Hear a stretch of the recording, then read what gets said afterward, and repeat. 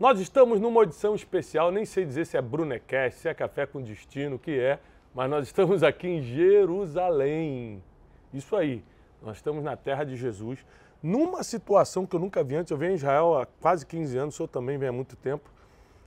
Eu nunca vi Israel tão agradável, porque pouquíssimas pessoas começaram a vir. Ontem nós tivemos o batismo no Jordão, só a gente. Isso é raríssimo, né? Raríssimo, raríssimo. E a gente está muito feliz de estar em Jerusalém hoje com o Rodrigo Silva, um homem que eu escuto, que eu aprendo, que eu leio. Então vocês sabem que a gente não traz ninguém aqui que eu não respeite e admire. Então nós estamos aqui com um dos grandes especialistas em teologia e arqueologia. Ou seja, nós vamos aprender hoje sobre por que o povo judeu conseguiu superar tantos milênios de perseguição. Por que eles prosperaram tanto? Nós estamos vivendo o fim dos tempos ou não? Porque Israel é a terra santa, é a terra prometida. O que tem de especial aqui? Então prepara seu coração, porque hoje perguntas que eu não tenho coragem nem de fazer direito, ele tem de responder. Então prepara o seu coração e dê as boas-vindas para Rodrigo Silva. Obrigado, irmão, pelo convite. É um grande prazer estar aqui. Realmente, Israel vazio assim é ruim para o turismo, mas para a gente que está visitando é muito bom mesmo. E essa aqui é uma terra abençoada. Foi aqui que tudo aconteceu.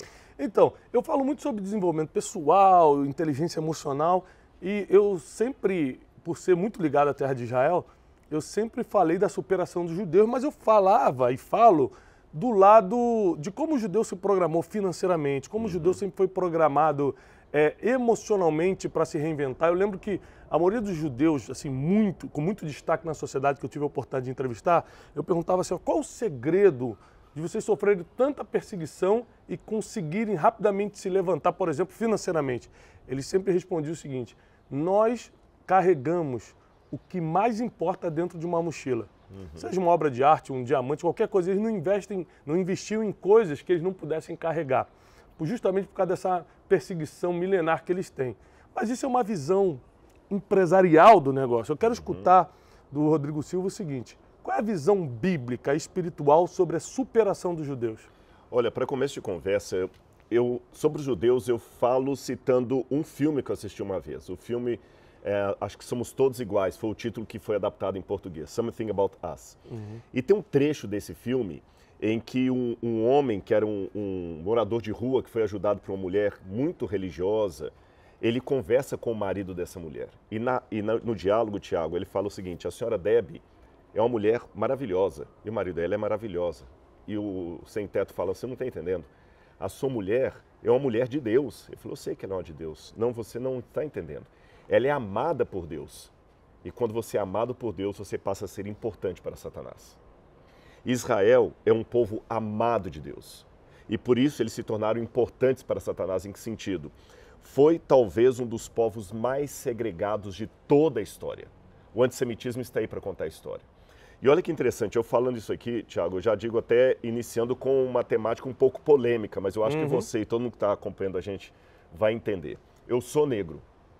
Eu sei o que é ter que superar a situação do racismo por ser negro. Tem ancestrais que foram escravos e tudo mais. Mas vamos pegar um pouquinho os judeus. Eu posso levar a minha luta contra o racismo a tal ponto que eu acho que só os negros que foram sofreram racismo e mais ninguém. Eu vi recentemente uma atriz falando assim: é bobagem falar de racismo contra os brancos, me provem, uma atriz famosa do Brasil, um grupo de brancos que foi discriminado, e eu moderei minha opinião. É só os negros mesmo, por isso que temos que lutar por cotas, devemos lutar por direitos, devemos lutar por isso. Quando ela falou aquilo, eu falei assim: eu acho que ela nunca estudou a história dos judeus. Os judeus são brancos e sofreram racismo, sofrem até hoje, e mesmo que os meus ancestrais negros foram mortos no século XIX, ou nos Estados Unidos, ainda você tem ali na Guerra dos Direitos Civis, mas os judeus, há 70 e poucos anos atrás, tiveram 6 milhões deles mortos na câmara de gás. E você nunca viu judeu lutar por cota na sociedade, na universidade, você nunca viu judeu lutar por isso, lutar por aquilo. E, pessoal, você vê aqui um estado de Israel que você não vê uma criança israelense pedindo dinheiro no semáforo. Os maiores inventores, cientistas estão aqui. Exatamente. Então, eu não quero com isso agora também fazer uma apologia ao sionismo, como se fosse tudo. Não, nós temos um problema com meus amigos judeus sabem disso, eu falo com eles, que infelizmente o maior judeu de todos os tempos é Jesus de Nazaré. Que muitos deles aprenderam, talvez até por causa do antissemitismo que sofreram, a falar Yeshu e não Jesus, porque é até um xingamento isso. Então tem esse problema também. Mas, de certa forma, Deus fez uma promessa para Abraão. E Deus falou, Abraão, seja fiel, que em ti serão benditos todos os povos da terra, a sua descendência e os demais. Então não é uma bênção de exclusivismo, é uma bênção através de. Deus, por causa de Abraão, abençoou Isaac, Jacó e os seus descendentes segundo a carne. E na bênção desses descendentes segundo a carne, aqueles que não são de sangue judeu também são abençoados, porque a promessa falou, em ti serão benditos todos os povos da terra. Em outras palavras, a bênção que Deus dá para os judeus não é uma bênção de exclusividade, é uma bênção que eu e você podemos participar se adotarmos a mesma fé que marcou a história desse povo. É incrível porque tem gente que mesmo que não acredita, existem coisas que você acreditando ou não, continua valendo. Por exemplo, na lei da semeadura, eu planto tomate, mas eu não acredito que vai nascer tomate, eu acho que vai nascer cenoura. Não adianta, minha opinião não importa. A partir do momento que eu plantei, o resultado vai ser aquilo que eu plantei. Ou seja, eu acreditando ou não, nota de $100 vale $100. Ah, não acredito em dinheiro. Pode rasgar, que ele continua valendo, né? Porque dinheiro é dinheiro. E na questão da bênção também é assim. As pessoas que mesmo que não acreditem, só por serem descendentes, estarem dentro dessa promessa, elas herdam essa bênção? Com certeza. Só a diferença é só o seguinte, entre receber a bênção e curtir a bênção. Tá certo? Acho que a distinção não está entre quem vai ter os frutos não vai ter o fruto, é quem vai comer o tomate com alegria. Né? O Schopenhauer dizia que há muitas pessoas que a vida delas é uma constante oscilação entre a ânsia de ter e o tédio de possuir. Então o que eu tenho que fazer é me apropriar da bênção e junto dela da sabedoria emocional e espiritual para curtir aquilo que eu tenho. Senão você pode até ter resultados, mas entre ter o resultado e usufruí-lo, tem uma distância muito grande. Há homens, por exemplo, que a meta deles era ser ricos e se tornaram multimilionários, mas nunca foram felizes. Estão lá multimilionários, mas deprimidos, com uma série de problemas e tudo mais. Então, eu acho que há uma distância abissal entre o ter e o possuir. Então, a gente não pode apenas almejar a bênção, mas também querer pedir de Deus a sabedoria para tê-la. Agora, a questão da superação fica claro. Por exemplo, que os judeus eles não foram só perseguidos ali na época do Holocausto, né?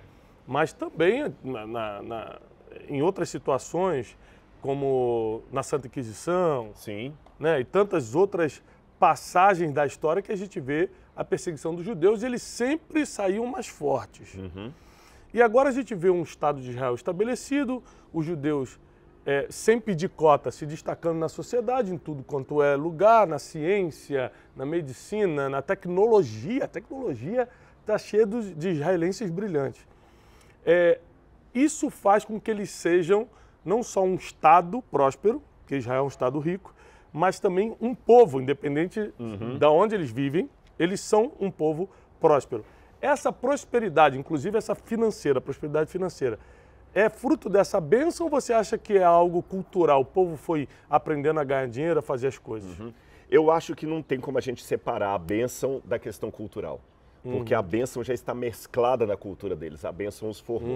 Eu vou dar algumas informações da minha área da arqueologia que vai contribuir para essa pergunta que você fez. Aqui atrás de nós temos a cidade velha de Jerusalém. Essa cidade, pessoal, ela foi construída e destruída pelo menos umas 40 e tantas vezes na história.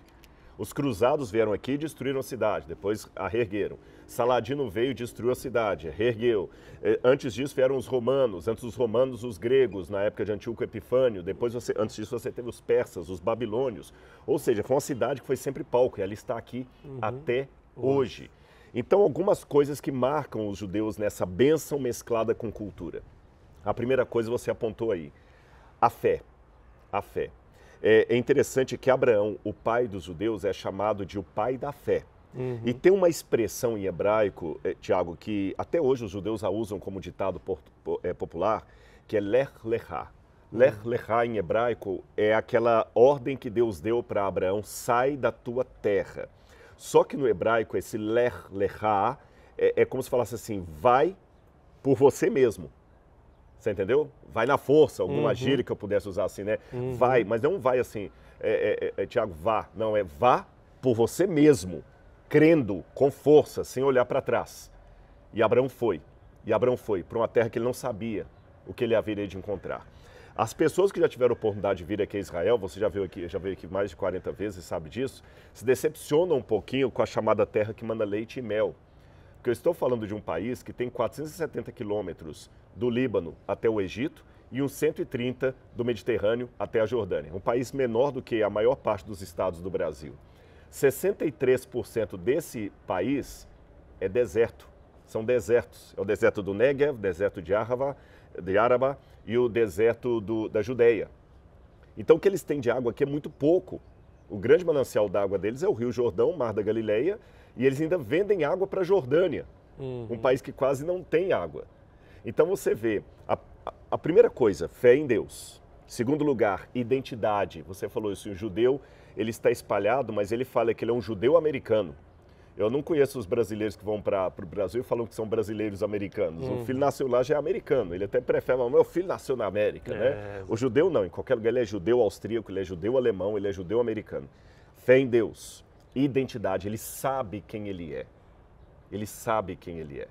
Ele sabe que ele tem um pertencimento. E nessa identidade, a questão da família é muito importante para eles.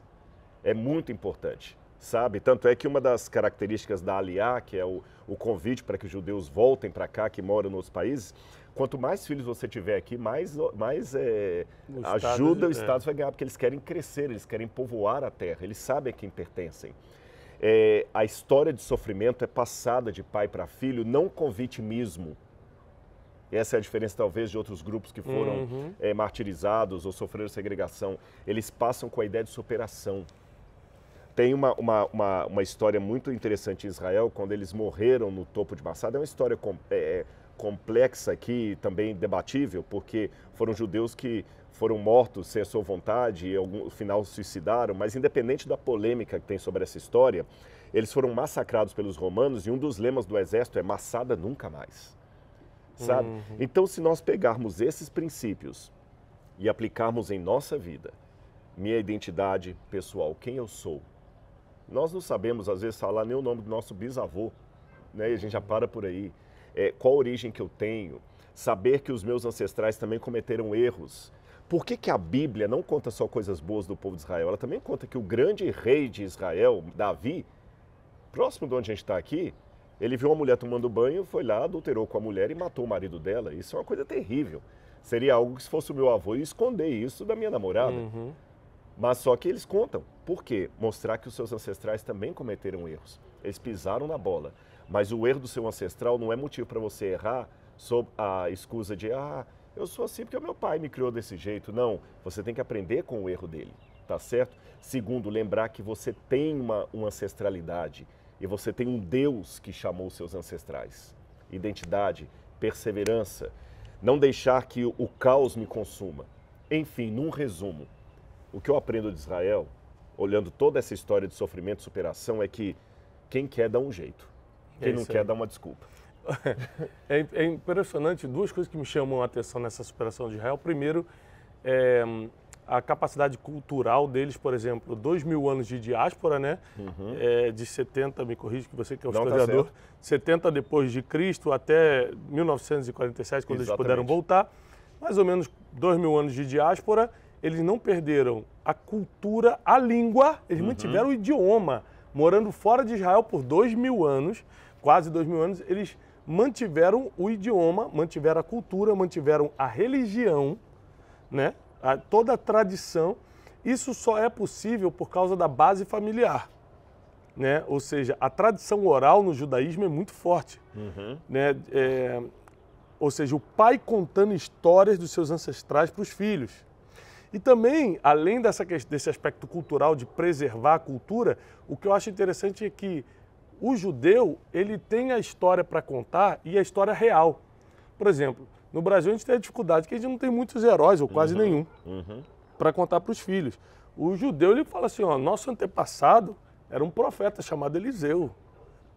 Nosso antepassado foi um homem que atravessou o mar a seco, Moisés. Ou seja, eles têm muita história para contar. Então, essa questão de origem que você estava falando mexe muito comigo, porque às vezes você não teve o pai e a mãe presente em casa, seu pai te abandonou, sua mãe não está nem aí, mas você pode começar a ser esse patriarca, essa matriarca para sua família a partir de agora.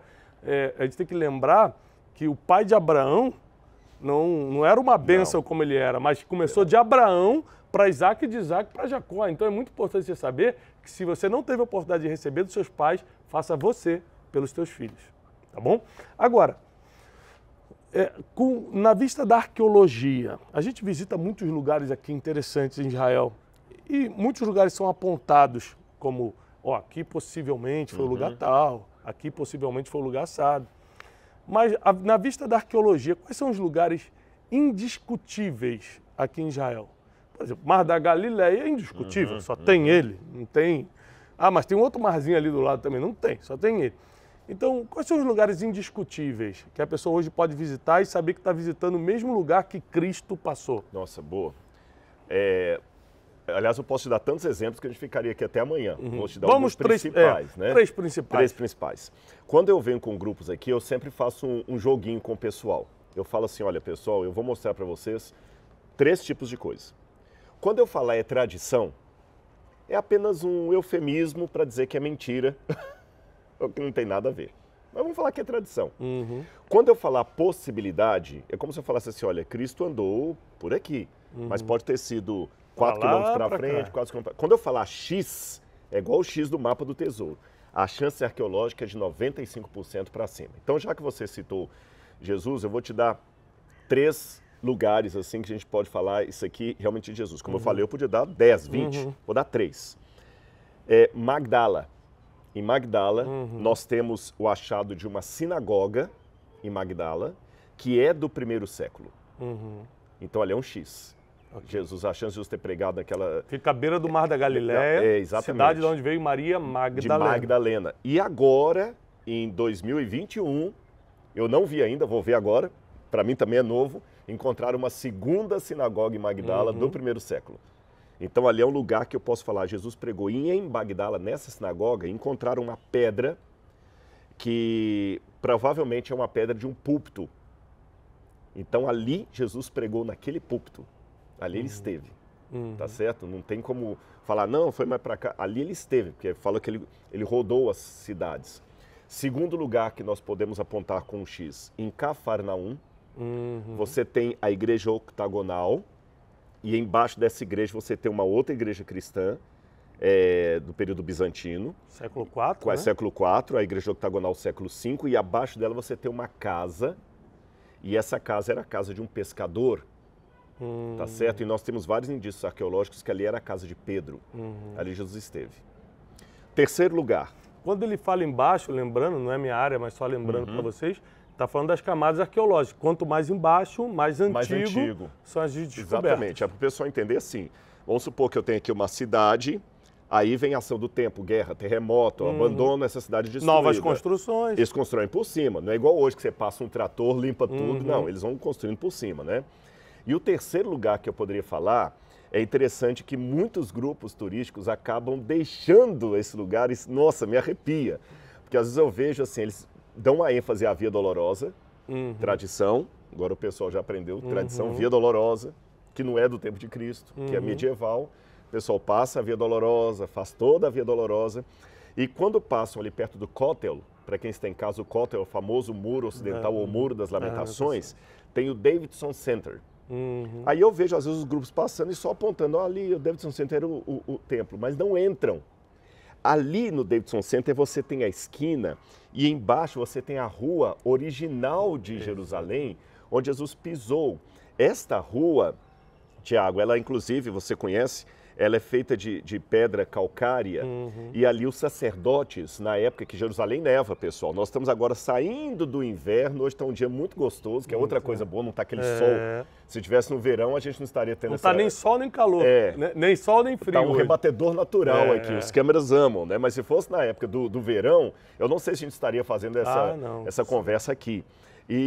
Mas na época do inverno, os sacerdotes tinham que jogar sal naquele lugar ali, que era onde o pessoal ia para levar os vendilhões do templo estavam ali. E por que eles jogavam sal ali? Para derreter a neve. Igual faz nos Estados Unidos. Eles jogavam sal para derreter a neve, porque ali ficou muito escorregadio. Não sei se nas suas vindas aqui você vê em época de chuva, é perigoso ali aquelas ruas, elas ficam lisas, igual fossem ensaboadas. Então, quando Jesus falou o seguinte, vós sois o sal da terra. Se o sal perde o seu sabor, de nada mais presta senão ser lançado fora e pisado pelos homens. Jesus tirou essa imagem justamente desse lugar, que é um X. E ainda nesse lugar do Davidson Center, você atravessa a esquina, você vê pedra, uma pedra enorme. Ele tem uma pedra de 8 metros, sem emenda. Lá dentro tem uma outra de 13 metros. Você vê Jesus falando com os discípulos, vejam essas pedras grandiosas que vocês estão admirados, aqui não ficará pedra sobre pedra que não seja derrubada. E lá atrás você tem a escadaria de Hulda, que são escadas originais do templo da época de Jesus. E para terminar essa resposta aqui, eu quero contar uma historinha que o Tiago talvez conheça, vou contar para o pessoal em casa. Nessas escadarias de Hulda, para mim é um X duplo ali. É um X duplo, porque Jesus subiu aquela escada. E você tem interessante que é um degrau mais largo e um mais curto. Um mais largo e um mais curto. E a gente explica às pessoas que para você subir ao templo naquela época, não foi um erro de engenharia ou de arquitetura. É porque se você tem um degrau mais largo e um mais curto, você não vai subir de qualquer maneira, você vai subir olhando para baixo, com cautela. Então você já entra de maneira submissa na esplanada do templo. E essa história que eu estou contando aqui, nos anos 70, Armstrong, não o Lou Armstrong, o trompetista, mas o Armstrong que foi à Lua, ele esteve aqui em Jerusalém. Ele era religioso. E quando ele esteve aqui, eles fizeram toda uma movimentação, porque o homem que pisou a Lua veio aqui, então ele teve um guia especial para ele, fecharam os lugares para ele visitar, o governo de Israel deu placa para ele, e ele sentou nas escadarias de Hulda, que nós estamos comentando aqui, fica pertinho de onde a gente está aqui, gente, bem ali atrás. E aí o guia explicou para ele o que eu acabei de falar para vocês aqui, né, sobre a questão do templo, que as pessoas subiam para lá, o sacrifício. Aí ele parou pensativo e pediu licença. Alguém falou, eu tenho uma pergunta para fazer para você. Eu sou cristão, qual a chance de Jesus de Nazaré ter passado por essa escadaria aqui? O guia falou 100%. Uau. Quando o guia falou 100%, o Armstrong se emocionou e falou assim, obrigado. Eu estou mais emocionado de estar sentado aqui nesse lugar do que eu fiquei quando eu pisei na Lua. Uau. Isso é Jerusalém, isso é a história do nosso povo. É a minha história, é a sua história. Eu costumo dizer que a pessoa ela pode ler a Bíblia em casa ou caminhar pela Bíblia em Israel também, né? A gente aprende, quando a gente vem a Israel, a gente tem essa experiência empírica de aprender fazendo, é muito especial em Israel. Agora, vamos falar um pouquinho. Tem um termo teológico que Israel é o relógio de Deus, né? E muita gente me cobra, Tiago, você tem que falar mais da volta de Jesus. Você só fala de desenvolvimento pessoal, você só fala que a pessoa tem que ser melhor, tem que falar da volta de Jesus. Eu sempre explico o seguinte, gente, existe a multiforme sabedoria de Deus. Cada um opera numa área. Tem gente que opera com milagre, eu não opero. Tem gente que opera com cura, tem gente que opera em outros dons. Ensino. Cada um opera numa área. E eu sempre falo o seguinte, olha, eu não consigo te explicar a escatologia porque não é a minha área. A escatologia é o estudo do fim dos tempos. Mas tem muita gente que eu posso indicar. Então, hoje nós vamos escutar um especialista. Nós estamos aqui no relógio de Deus. O mundo está acabando, não está. A gente está no meio dessa guerra Rússia e Ucrânia. Né? A gente está gravando aqui em Jerusalém, no meio desse conflito de Rússia e Ucrânia. Mas toda tragédia que acontece no mundo, o pessoal fala, Jesus está voltando, Jesus está voltando. Covid começou 2 anos atrás, pronto, acabou o mundo. Qual é a sua visão sobre isso? Qual é a sua base teológica para o fim dos tempos? Israel é o relógio de Deus. Vamos falar um pouquinho sobre o fim dos tempos. Eu vou dar um resumo das duas principais vertentes que há hoje e aí cada um decide por ela e vou falar qual que eu adoto. Tá.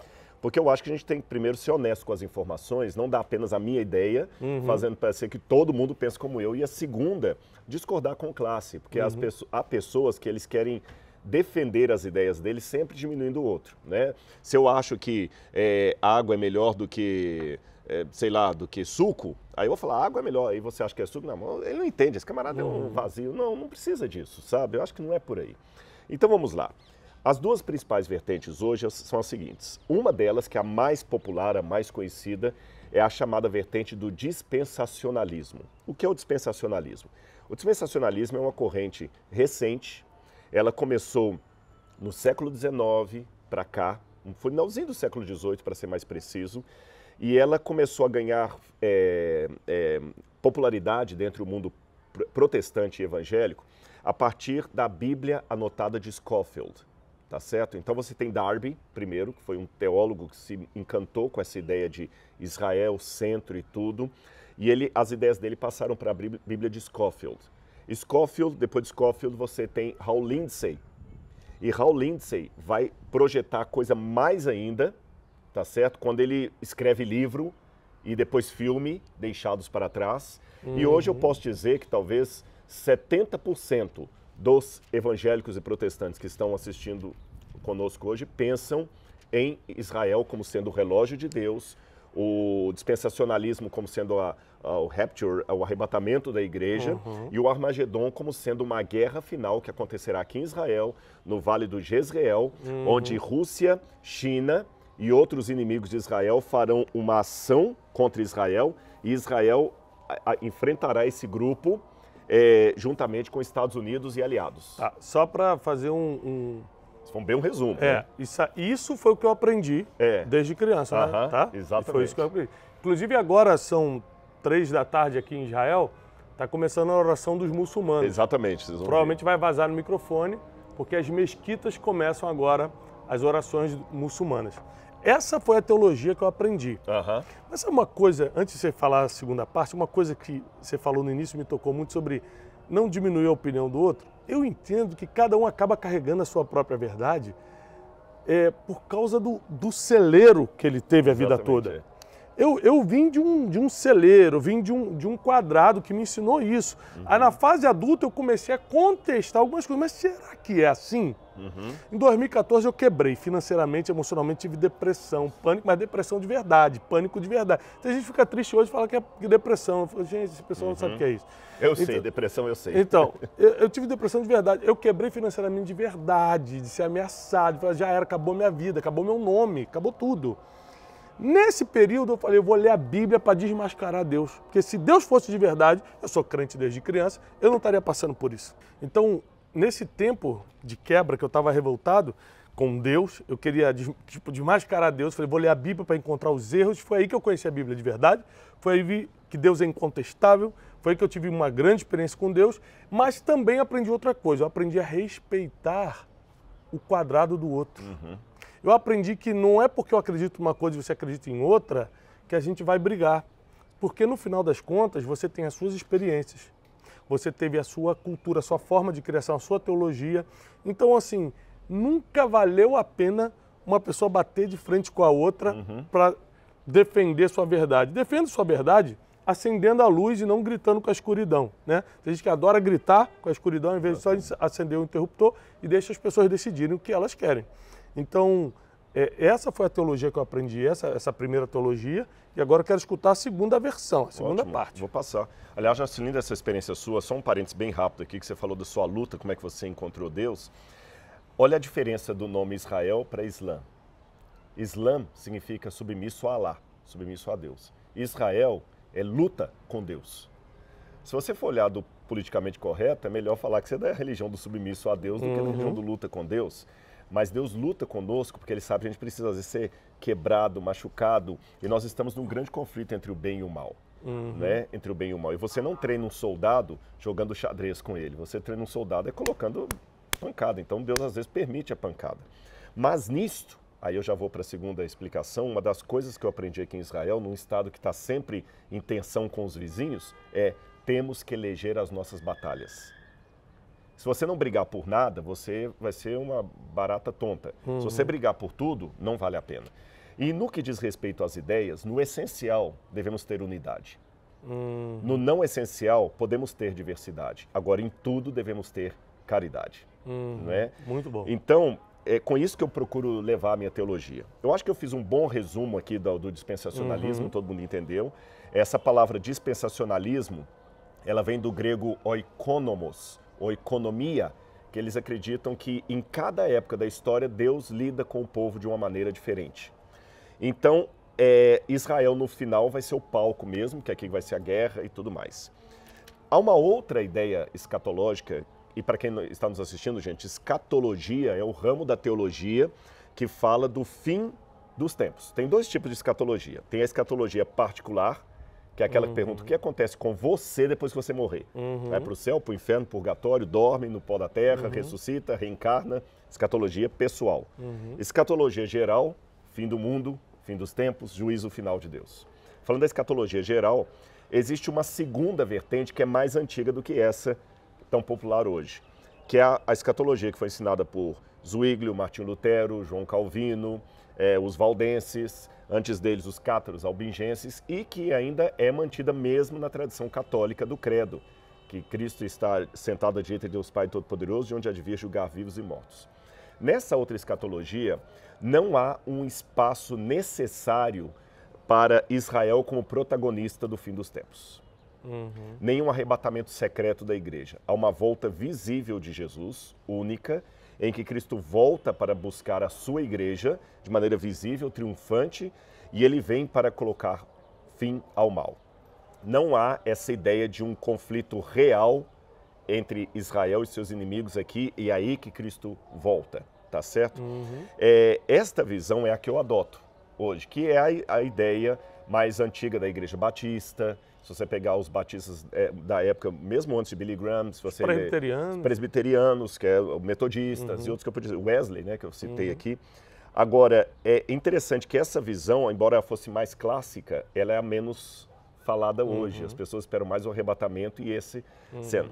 Deixe-me pontuar uma visão discordante com muito respeito, que esta ênfase que veio de Darby e depois se acentuou com a Bíblia de Scofield, que eu falei, Tim LaHale, ela foi ganhando força progressiva, mas especialmente durante a Guerra Fria, onde era uma característica dos pregadores norte-americanos protestantes demonizar a União Soviética e valorizar os Estados Unidos como protagonistas.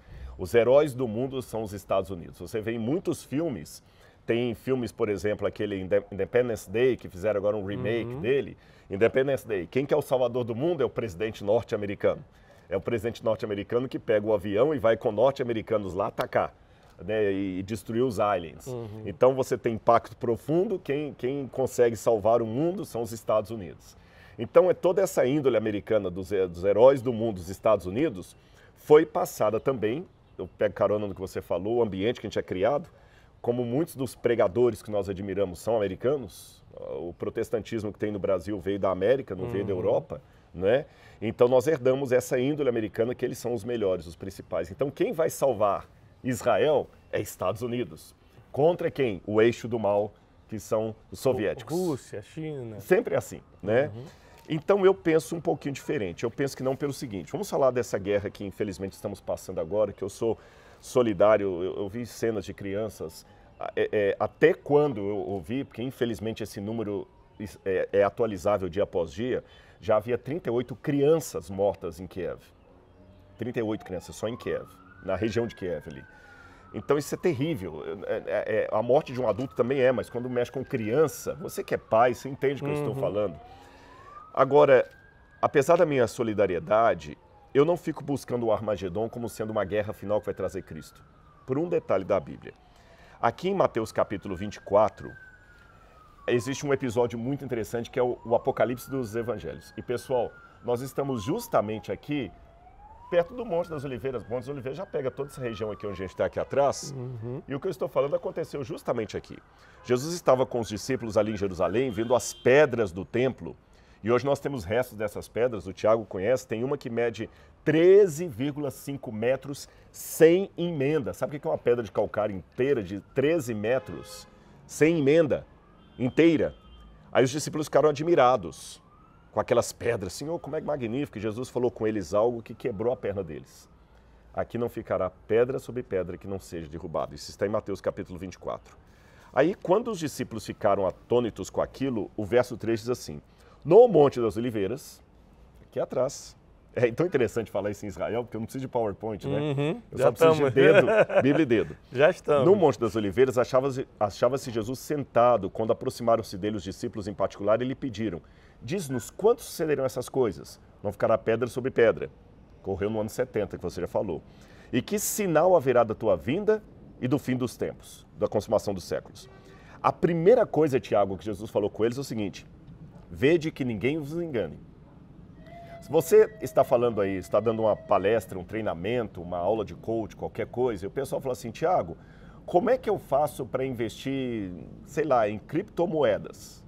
E você já começa falando assim: olha, cuidado para que ninguém tome o seu dinheiro. Se você já fala isso, é porque tem muito picareta na internet oferecendo ganhos fáceis. E se você fala isso antes de dar qualquer conselho, é porque realmente existem muitos falsos aí. Então, eu falo assim: cuidado. Cuidado, então, porque haverá falsos sinais. Porque virão muitos em meu nome dizendo: eu sou o Cristo, e enganarão a muitos. Agora vem o ponto. Portanto, se levantará nação contra nação, reino contra reino, haverá fomes e terremotos em vários lugares. Porém, isso é o princípio das dores. E em momento algum, não é o fim ainda. Jesus falou que é uma guerra que vai marcar a volta dele. Pelo contrário, quando você vai lá em Tessalonicenses, Paulo diz o seguinte: quando andarem dizendo paz e segurança, é que lhes virá sob repentina destruição. Casando-se, dando-se a casamento. Exatamente. Então, o anticristo, quando ele governar, ele não vai trazer uma guerra. Ele vai trazer uma falsa paz. O mundo vai estar... Tanto é que a Bíblia fala que quando o anticristo dominar, as nações, Apocalipse capítulo 13, vão se maravilhar seguindo a besta e falando: quem é semelhante a ela? Não vai poder comprar nem vender, senão quem tem a marca do seu nome. Ora, se o anticristo vai ser um governo parcial que vai lutar contra Israel, como é que eu vejo a profecia de Apocalipse que o anticristo vai dominar o mundo inteiro? Sem que ninguém lute contra ele. Os únicos que vão estar contra o anticristo é o remanescente fiel, que nessa segunda interpretação não será tirado da terra antes, eles passarão pela grande tribulação. E alguns podem falar: mas Rodrigo, mas a Bíblia fala em Apocalipse: eu te salvarei da grande tribulação. Como é que você entende isso? Deus salvará da mesma maneira que ele salvou Noé. Deus não salvou Noé do dilúvio, tirando Noé do dilúvio, ou retirando a família de Noé antes que o dilúvio se abatesse. Mas colocando uma em arca. Meio às águas. Como é que Deus salvou o Tiago para estar agora um homem renovado? Foi no meio da sua tribulação. Então a tribulação não é algo que Deus impede o crente de participar. Ele salva você, fazendo você sobreviver àquilo e mais forte. Tá certo? Então é por isso que eu particularmente não vejo o Armagedon como sendo um conflito militar de Israel e Estados Unidos contra o resto do mundo, mas eu vejo o Armagedon como sendo o conflito cósmico, quando Deus, Jesus, voltará nas nuvens do céu e acabará com o diabo, tá certo? E por que falo Armagedon? Interessante que Meguido, tem uma cidade chamada Meguido, que fica numa elevação, mas não é uma montanha. Ali não tem montanha. Você sabe que a planície ali do Jezreel é um grande vale, gente. Se você não vê Israel, compensa vir, né, Tiago? Ali você vê um vale tremendo. Só que a única montanha que está ali perto é o Monte do Carmelo. E você sabe que aqui em Israel, às vezes você dá o nome do local ao nome do acidente geográfico. Por exemplo, o Mar da Galileia chama-se Mar da Galileia porque fica na região da Galileia, mas ele também é chamado de Mar de Tiberíades, Mar de Knesset, que é o Mar da Genezaré, que está em português. É Genezaré o nome dele, mas também é chamado de Mar da Galileia porque fica ali. O Monte Sinai é chamado de Sinai porque fica na península do Sinai, tá certo? O Jardim do Éden ficava na região do Éden.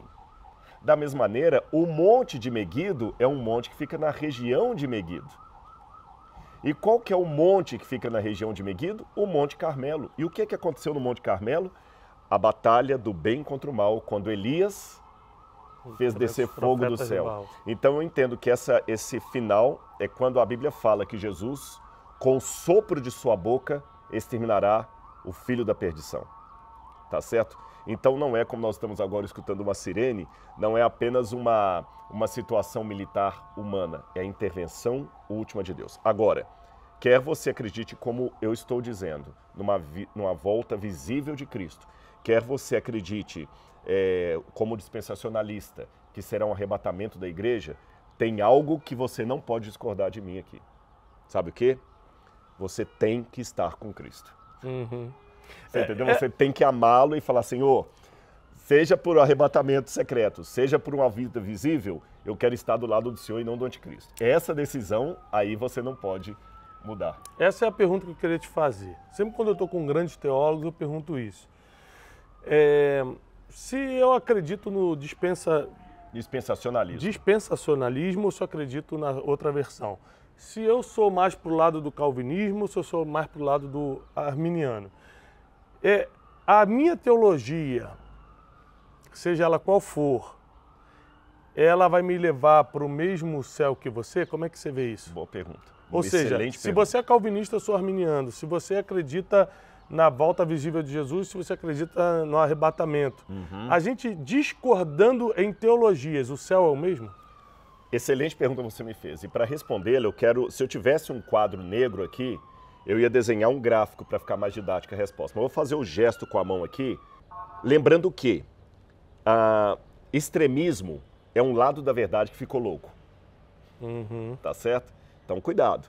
A Bíblia fala que Jesus era homem? Era, mas eu posso enfatizar tanto a humanidade de Jesus que eu nego a divindade dele. A Bíblia fala que Jesus era Deus? Era. Mas eu posso enfatizar tanto a divindade de Jesus que eu nego que ele foi um homem, tá certo? Então, lembrando que os extremos são perigosos, vou falar de um primeiro extremo que eu posso te responder. Seria o extremo da relativização da verdade. Eu posso abrir tanto essa questão de não importam as opiniões, todos os caminhos levam a Deus, que eu posso abranger isso até para religiões não cristãs, tá certo? E a Bíblia, ela, de certa forma, ela não abre negociação. A Bíblia não fala... há muitos caminhos que conduzem a Deus. Jesus não falou assim, eu sou um dos caminhos, uma das verdades, uma das vidas. Não. Jesus falou, eu sou o caminho. Quando você lê isso no texto grego, é mais enfático ainda. Ego emi re rhodos, redzoe, realetheia. Eu sou o caminho, não um dos. A verdade, a vida. Ninguém vem ao Pai senão por mim. Então não posso colocar Jesus, Buda, Ananda Maimá, Maomé, Confúcio e outros mais no mesmo pacote, tá certo? Então é muito perigoso essa relativização da verdade.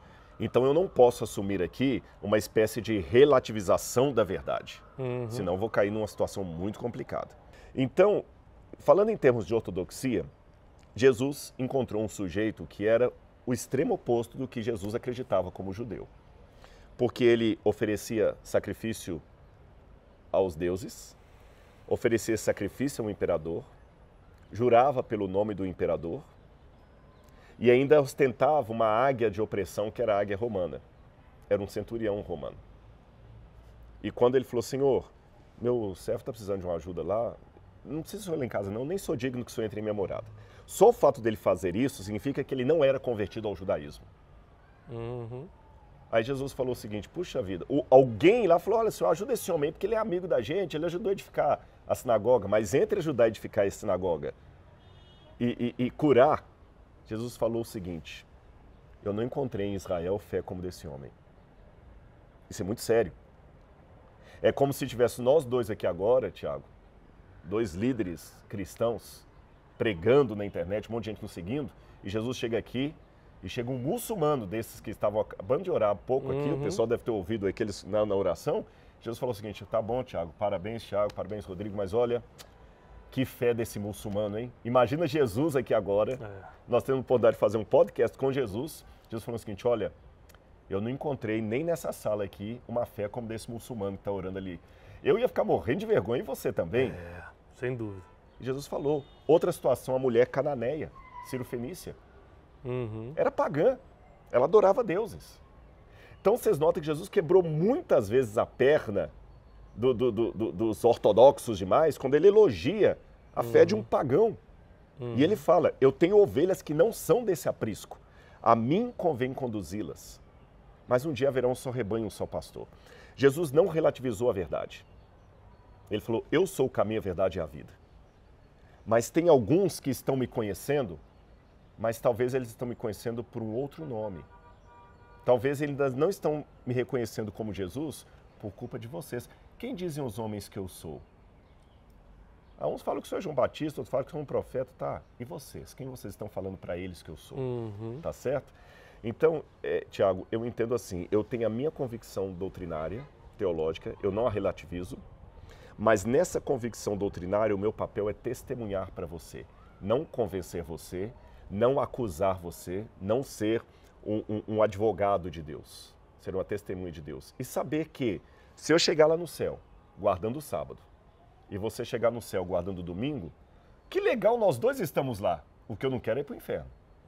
Então, eu não vou deixar de guardar o sábado, porque o outro acha que não deve guardar o sábado, porque senão eu estou indo contra a minha consciência. Mas eu não vou achar que o céu é só para os guardadores do sábado. Você entendeu? Se eu fosse...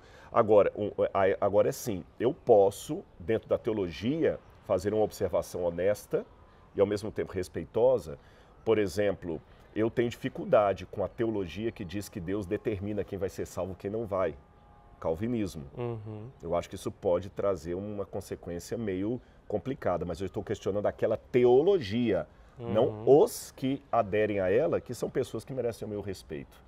Então, eu acho que é isso que nós devemos ter, essa sensibilidade de ter firmeza naquilo que eu creio e deixar que o céu caiba. Sem diminuir o outro, né? Exatamente. Vou dar um exemplo bíblico agora para fechar de maneira didática. Eu sou judeu, creio na circuncisão, no Shabat, no templo, na vinda do Messias. Mas dentro da minha teologia tem espaço para o centurião, que não crê em nada do que eu creio, para a mulher cananeia, que não crê em nada do que eu tenho, até num demoniado de Gadara, que era também de uma cidade pagã. Então Jesus não relativizou o judaísmo, mas ele abraçou pessoas que não tinham nada a ver com o judaísmo. Agora, para a gente caminhar para o fim, infelizmente, está escurecendo em Jerusalém, né? É verdade. Uma pessoa que não tem contato com a Bíblia hoje, porque isso tudo que a gente falou aqui é complexo até para quem está claro. Até para quem está muito tempo em contato com o Evangelho, com a Bíblia. Uma pessoa que não tem contato nenhum com a Bíblia, qual o conselho que você daria? Por onde começa? Qual o melhor caminho para a pessoa começar a entender um pouco mais desse novo mundo que é o mundo bíblico? Eu costumo falar o seguinte, olha, a Bíblia está dando certo há 2000 anos. É verdade. Eu vou pela estatística. Mais de 2000 anos, né? Mais de 2000 anos. A nossa Bíblia tem 2000 anos, mas a dos judeus começou bem antes. Há milênios está dando certo, entendeu? E outra coisa, em nenhum lugar os princípios que dão certo aqui são proibidos. Honrar pai e mãe é bonito em qualquer lugar. Lá no Japão é bonito. Falar a verdade não é proibido em nenhum lugar. Em qualquer lugar você pode falar a verdade. Ou seja, tudo que é um princípio milenar está dando certo e não é proibido em lugar nenhum. Todo mundo reconhece as vantagens que isso traz. Então, qual o conselho que o Rodrigo dá hoje para quem está começando agora a trilhar esse caminho bíblico? Ótimo, excelente. E eu estou notando que as pessoas estão cada vez com mais sede da palavra de Deus. Isso é muito, muito legal. E eles veem coisas. Você falou que você fala muito na área de crescimento pessoal, essa coisa toda, mas você é um cristão, você não nega a Bíblia. Quando no santuário a pessoa ia levar o cordeiro para ser sacrificado, ele tinha que colocar a mão sobre o animal, ele tinha que verbalizar, confessar o pecado dele. Aí eu vou num psicólogo hoje, ele fala como é que é importante verbalizar o sentimento. Já estava lá atrás. A questão de honrar o pai e a mãe, a questão de... Deus falou o seguinte, cuidado com o erro dos seus pais, porque passam de pai para filho, essa coisa toda. Então esse livro, ele muda as pessoas. Então vamos lá. A minha sugestão, você não conhece nada de Bíblia, você nunca leu nada, comece lendo o Evangelho de Marcos. Tá certo? Gente, o Tiago já pediu desculpa, nós estamos falando que esses barulhos são normais, nós estamos em Jerusalém. Está no meio da cidade. Tá e fique tranquilo, mas fique tranquilo, não é nenhuma bomba, não é nenhum ataque, não. É porque nós estamos perto de uma zona de hospital. Aqui tem um hospital, inclusive, a gente estava falando aqui, que foi construída pela ancestral, pela Vitória Augusta, do rei Charles, né? Rei não, já estou colocando o nome como rei, o príncipe Charles, né? Já matei a Elizabeth. Então aqui tem muito hospital de caridade, vocês vão ver muito barulho de ambulância, tá certo? Mas voltando ao que eu estava falando, comece a estudar a Bíblia pelo Evangelho de Marcos, porque Marcos foi o primeiro evangelho a ser escrito. Eu sei que pra gente coloca aqui é Mateus, mas foi Marcos. E Marcos foi escrito de uma linguagem com uma linguagem mais infantil. Uma curiosidade que muita gente não sabe, Marcos, na verdade, é de autoria de Pedro. Muita gente fala o seguinte, Pedro podia tanto ter escrito um evangelho, ele escreveu, porque Papias fala o seguinte, Pedro falava, Marcos escrevia. E Marcos escreveu, provavelmente, tendo Pedro como seu mentor. Já falamos de mentoria hoje.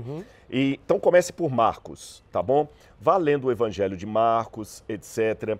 Depois que você lê Marcos, aí você pode ler João, que é um pouco mais filosófico. Depois que você lê os evangelhos, você pode começar o Gênesis. Eu até coloquei, Tiago, acho que não tem problema falar o seguinte, eu lancei na internet uma Bíblia, como é que chama? Um planner da Bíblia em linguagem cronológica, tem muita gente fazendo, tá certo? Você pode começar em linguagem cronológica. Que legal. Você lê o Gênesis, depois você vai para Jó, volta para o Gênesis, você vai ler os Salmos juntos com os profetas, tá certo? Depois eu peço a Laura para deixar o link aí. Você baixa lá o PDF, é fácil e tudo. E aí você pode ir aperfeiçoando um pouquinho mais. Outra coisa que você pode fazer, depois dessas leituras, é adquirir várias Bíblias. Hoje nem precisa comprar, você vai na internet, você baixa lá versões no Google, tem um monte de Bíblia. Você pega uma Bíblia mais moderna, por quê? Você não sabe grego, não sabe hebraico. E às vezes a leitura do mesmo texto numa linguagem diferente vai dar uma noção melhor para você. Você pode usar as paráfrases, como a Bíblia, a Mensagem, para você ter uma noção maior. Agora que você já tem uma ideia da história, você quer se aprofundar doutrinariamente na Bíblia. Outra coisa que você pode fazer, se você tiver em inglês, se você lê inglês, você coloca no Google assim, Bible Hub, H-U-B, você tem vários comentários de graça ali, todos em inglês. Tem a Bíblia em hebraico e grego. E para fechar essa minha sugestão aqui de como estudar a Bíblia, coloque no seu planejamento uma vinda para Israel, tá bom? De alguma maneira, pegue, porque quando você está aqui, você vai ver a Bíblia 3D. Olha, só no nosso bate-papo aqui, quanta coisa eu falei assim, olha, aconteceu ali atrás. Se você já sentiu a didática da coisa só apontando, imagina você vindo aqui, viu? Eu acho que vale a pena. Você traz grupos para cá também. Eu sei que você está com cento e poucas pessoas. Gente, venha com o Tiago, viu? Vê como é que ele faz para vir para cá. Se você quiser vir comigo, venha comigo também. Não importa com quem você vem. Você vai aprender muito. Nesse lugar aqui, você vai ler a Bíblia 3D. Não vai precisar de PowerPoint, vai precisar apenas de PowerPoint. É isso aí, nós recebemos Rodrigo Silva, que bate-papo excepcional. Não deixe agora de printar, subir esse print aí no seu stories do Instagram, pega o link de onde você está assistindo, se é no Spotify, você não está vendo, infelizmente, você está ouvindo no Spotify, você não está vendo essa vista. Se você está no YouTube, você pega o link e manda para todo mundo também, porque foi excepcional. Rodrigo Silva, obrigado. Eu que agradeço, foi um prazer conhecê-lo pessoalmente, você é um homem abençoado. Amém. E muito obrigado a todos vocês. Um grande abraço. Paz e prosperidade, pessoal. Shalom. Falamos junto, shalom. Pior foi sem combinar.